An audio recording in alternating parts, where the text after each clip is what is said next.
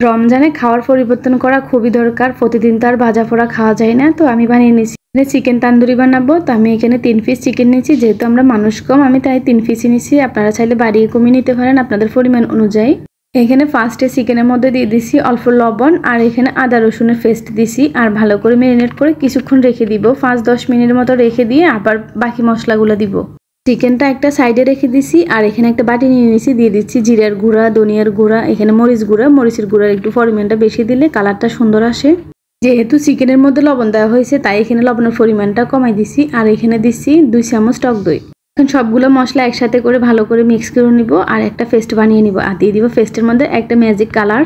বেশিরভাগ রেস্টুরেন্টে কালার ব্যবহার করে, আমি কালার করব না, আমি ঘরে বানাইছি। তেলের মধ্যে দিয়ে দিছি অল্প পরিমাণ মরিচের গুঁড়া, আর এটা অনেকটা লাল কালার হয়ে গেছে, দেখতেও অনেকটা সুন্দর, আর পুরোটা দোকানের মতো হয়ে যাবে। এটাতে একটু ঝালের পরিমাণটা বাড়ে না, তেলের মধ্যে যখন মরিচটা দেওয়া হয় ঝালটা কমে যায়। খাবারের রং আমাদের শরীরের জন্য কতটা ক্ষতিকর সেটা তো আর বলার বাকি নেই। তো যাই হোক, এখন ভালো করে মিক্স করে নিব সবকিছু। মশলাটা মিক্স করা হয়ে গেছে, আর অন্য পাশে আমার 15-20 মিনিটের মতো ম্যারিনেট করা মাংসটা হয়ে গেছে। এখন দিয়ে দিচ্ছি সবগুলো মশলা চিকেনের উপরে। এই তো কথা বলতে বলতে সবগুলো মশলা দিয়ে দিচ্ছি মাংসের মধ্যে। এখন মাংসের মধ্যে ভালো করে লাগিয়ে নিব। এটা ভালো বলতে একদম ভালো করে লাগিয়ে নিতে হবে, না হয় লবণ মশলা ঢুকবে না, তো টেস্টও ভালো আসবে না। বেশ কিছুটা টাইম নিয়ে মাংসের মশলাটা লাগিয়ে নিচ্ছি। মাংসের যে কাটার দাগটা আছে তার মধ্যে যেন মশলাটা ঢুকে। আর ভিডিওটা যদি আপনারা ফেসবুক থেকে দেখে থাকেন অবশ্যই পেজটি ফলো করবেন, আর ইউটিউব থেকে দেখে থাকলে সাবস্ক্রাইব করবেন। ভিডিওটি ভালো লাগলে অবশ্যই একটা লাইক দিবেন। তো কথা বলতে বলতে আমার সবগুলো মশলা দেওয়া হয়ে গেছে মাংসতে। আর এখন দিব আরেক ছোট এক টুকরো বাটার গরম করে তার মধ্যে দিয়ে দিছি ময়দা। আর এটা দেওয়ার কারণ হচ্ছে এটা দিলে মাংস একদম জুসি হয়, খেতে খুবই মজা হয়। আর আমার ভিডিওগুলো কে কোথা থেকে দেখতেছেন অবশ্যই কমেন্ট করে জানাবেন। আর এই তো কথা বলতে বলতে আমার ম্যারিনেট করাটা হয়ে গেছে, এখন কিছুক্ষণ রেখে দিব, তারপরে ভাজি করে নিব।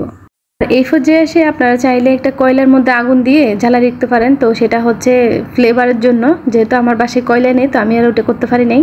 এইদিকে আমি একটা কড়াই বসিয়ে দিয়েছি, দিয়ে দিছি তেল, আর একটা করে পিসগুলো দিয়ে দিছি।